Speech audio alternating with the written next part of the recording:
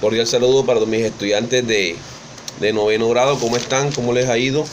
Vamos a seguir trabajando con América Latina. Vamos a entrar a América contemporánea. O sea, cuando hablamos de América contemporánea, vamos a ver ya es las 3 últimas décadas y hasta el siglo XXI, hasta el 2010. Vamos a ver ahí qué estaba pasando política y económicamente en las naciones latinoamericanas de una forma pues bastante sintetizada. Vamos a ver que en estas 3 últimas décadas del siglo XX, pues la democratización en América Latina registró aportes importantes. Por ejemplo, quiere decir que, por ejemplo, recuerdan que en los años 70 habían unas dictaduras. Estas dictaduras van a empezar a caer, ¿cierto? Van a empezar a caer las dictaduras de Chile, de Argentina y de Paraguay. Y entonces va a haber una oleada de democratización en todos los países latinoamericanos. Vamos a ver también que en Centroamérica, ya las guerras civiles que estaban involucradas Nicaragua, Salvador, Guatemala, van a empezar a sucumbir ya por los procesos de paz que se van a implementar en esta región, la región de Centroamérica. En 1999 Hugo Chávez va a llegar al poder e inició una serie de gobernantes con un corte socialista, un gobierno de tipo socialista. Vamos a ver también que en el siglo XXI se va a caracterizar por los intentos de integración latinoamericana por la vía económica, ¿cierto? De hacer como especie así como lo hacen los países europeos con la Unión Europea. Eso es lo que quería pues hacer acá en Latinoamérica. Ahora que vamos a hablar un poco de los años 80, de los 90, y vamos a entrar un poco a hablar del siglo XXI. Y se hice como una pequeña síntesis, ya qué pasaba, pero lo vamos a ver con una forma más detallada en los países latinoamericanos. ¿Qué pasó en los años 80 y qué pasó en los años 90? Y vamos a ver qué pasó en el siglo XXI, con más detenimiento. Vamos a ver qué pasó en Nicaragua. En Nicaragua se dio una revolución, la revolución nicaragüense. ¿Pero por qué se da esta revolución? Pues Nicaragua tuvo una dictadura desde 1932 hasta 1978, de que estaba el señor Anastasio Somoza, que era respaldado por los Estados Unidos. Pero ya en últimas Estados Unidos empezó a quitar el respaldo. Él tenía un dicho que decía: que yo sepa, solo tengo una finca, y esa finca se llama Nicaragua. Así era el poder dictatorial que tenía Somoza en Nicaragua. ¿Y quién pues derrocó a esta dictadura? El Frente Sandinista de Liberación Nacional. Ya Ernesto Sandino fue un guerrillero pues que fundó ese frente guerrillero para derrocar a Anastasio Somoza, pero fue asesinado. Pero ese grupo guerrillero siguió y llegó a sus objetivos en 78.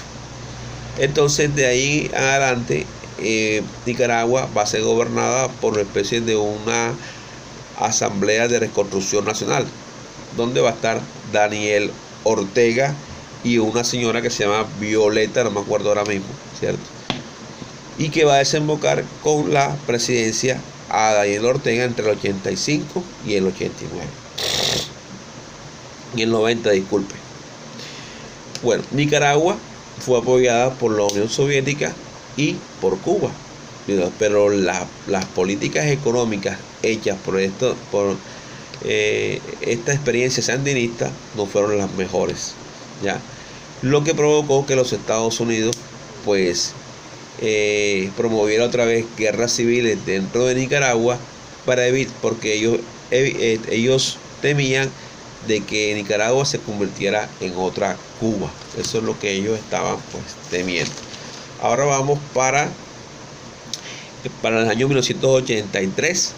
Francisco Noriega fue elegido presidente de Panamá hasta el año 89, donde es arrestado y es extraditado a los Estados Unidos, acusado por narcotráfico, lavado de activos y corrupción política.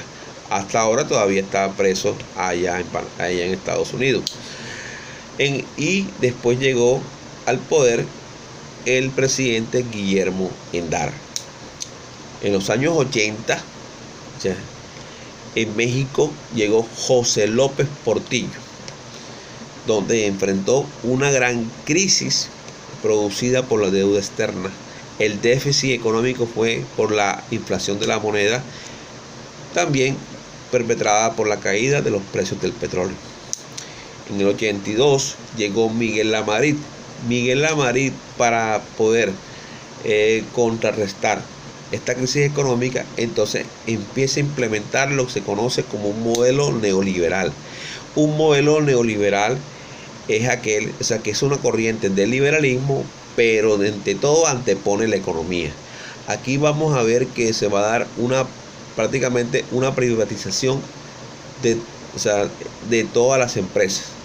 O sea, la intervención del Estado en la economía es casi nula, ¿cierto? Y va a haber lo que se llama, no va a haber un proteccionismo de la economía, sino que que se van a dar facilidades de importaciones y exportaciones sin ninguna restricción. Llegan multinacionales a los países. De una u otra manera, este modelo neoliberal perjudica, a los grandes empresarios, pues los beneficia, ya, pero a las clases sociales bajas, la media y la baja, si se puede decir así, va a traer más desigualdad y más pobreza, ¿ya? ¿Por qué? Porque estas empresas llegan empresas de afuera, ya, y dañan el mercado, pues, interno, ¿no? Para que me puedan entender mejor, por ejemplo, si yo traigo a Parmalat puede tumbar a empresas lecheras que sean de aquí, nacionales, porque vienen con un precio menor y la perjudica. Seguimos. Entonces, el PRI, que fue el partido hegemónico de México, siguió ahí, cuando nació allá en los finales de la Revolución Mexicana.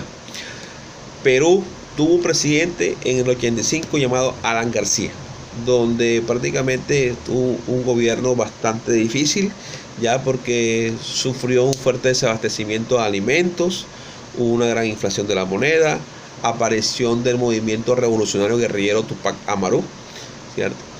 En Venezuela vamos a encontrar en los años 80 que enfrentó problemas también como la deuda externa, ¿cierto? Devaluación de la moneda, su dependencia solamente del petróleo, ¿ya? Y alzas de precios y de generalización de la corrupción, más que todo en el gobierno de Jaime Lucinchi entre el 84 y el 89. Vamos a ver que para los años 90, en el 89, para hablar exactamente, cuando se da la caída del muro de Berlín, ya se da la caída como del comunismo, empieza, por ejemplo, a que estas sociedades prácticamente todas se van a convertir en capitalistas, aunque aquí en Latinoamérica prácticamente los que tenían unas ideas comunistas era en Cuba. Pero ¿qué pasó? De que esto va a favorecer de que se implante lo que se llama un modelo neoliberal, ¿ya? La mayoría de los países ya habían comenzado en algunos países. Esos modelos neoliberales también se dio porque los países latinoamericanos, la mayoría, empezaron a hacer préstamos a el Fondo Monetario Internacional y al Banco Mundial. Llegó un momento en que muchos países van a colapsar su economía y no van a tener con qué pagar sus deudas, ¿ya? Eso es lo que conocemos como la deuda externa, ¿ya? Entonces, podemos decir, como estamos hablando ahorita, que ese modelo neoliberal va a traer cierto desarrollo económico a expensas del incremento de la pobreza y la desigualdad, ¿ya? Ahora, ya por ejemplo, más que todo, ya estos movimientos de los comunistas ya va a tomar otro rumbo, ya no va a tener esa posición tan ideológica, sino para conseguir un estatus político, ya con los partidos de izquierda, ¿ya? En los años 90, en Haití, va a haber un presidente que se llamaba Aristide Bertrand, que tenía las ideas de la teología de la liberación. O sea, combinaba ahí el catolicismo con la política, pero con la finalidad de ayudar a las comunidades de bajos recursos. Él sufrió un golpe de estado y ahí colocaron una junta militar donde se dio una violación sistemática de los derechos humanos, donde Haití sufrió fuertes sanciones por la OEA y por la ONU. Después Aristide Bertrand vuelve otra vez al poder. Bueno, en México en los años 90 va a fortalecer su economía neoliberal y apareció el grupo del Ejército Zapatista de Liberación Nacional, disculpen, en Chiapas en 1994. Es un movimiento indígena, buscando reivindicaciones sociales, entonces Ejército de Zapatista de Liberación Nacional. Vamos a ver que en 1994 el presidente Franco, ahora no me acuerdo el apellido, impulsó un programa económico que va a tratar de mejorar la inflación y por ende va a mejorar la economía brasilera. Vamos a hablar del gobierno de Alberto Fujimori en el Perú. Muy importante que sepamos esto. De 1990 al 2000, duró 10 años en el poder del señor. Fujimori, apoyado por los sectores marginales de la sociedad peruana, va a llegar al poder y su gobierno se va a catalogar como de populista, porque llegó gracias a las clases sociales populares. Sus políticas se direccionaron a mejorar la economía del país a través de medidas como privatizaciones y acuerdos con el FMI, el Fondo Monetario Internacional, y la eliminación de las organizaciones insurgentes. Para 1995, él se va a dar un alto golpe de Estado, pero con la intención de cerrar el Congreso, poder modificar la Constitución y poder reelegirse otra vez como presidente. Lo que va a hacerlo, lo logró. Entonces, en su segundo mandato, logró sus objetivos principales, que era el mejoramiento de la economía y acabar con los grupos insurgentes como el Sendero Luminoso. Fue reelegido para el año 2000, debido a graves casos de corrupción, renunció a la presidencia en el mismo año. Alberto Fujimori hasta la fecha está preso. Yo creo que le iban a dar la libertad y era por problemas de salud, pero él está preso, tiene una cadena perpetua. Eso es como lo más importante de Perú. Aquí podemos ver que también en el caso argentino, de Carlos Menem, que gobernaba del 89 por el partido judicialista, implantó una agresiva política económica que condujo a una desindustrialización, el aumento del desempleo y la más grave recesión de la historia del país en 1998. Entonces miren que estas deudas externas trajeron como consecuencia unas graves recesiones económicas en algunos países, como México también, que es lo que se llama el efecto tequila, que llegó un momento en decir, no, hasta aquí llegamos, no tenemos con qué pagar y nos declaramos en quiebra. Vamos a ver también, ya vamos a hablar de algo del siglo XXI, vamos a hablar del siglo XXI, que vamos a ver que van a haber una serie de gobiernos de corte socialista, como el de Hugo Chávez Frías, como el de Evo Morales en Bolivia, Rafael Correa en Ecuador, Michelle Bachelet en Chile, y vamos a tener a Rafael Correa en Ecuador.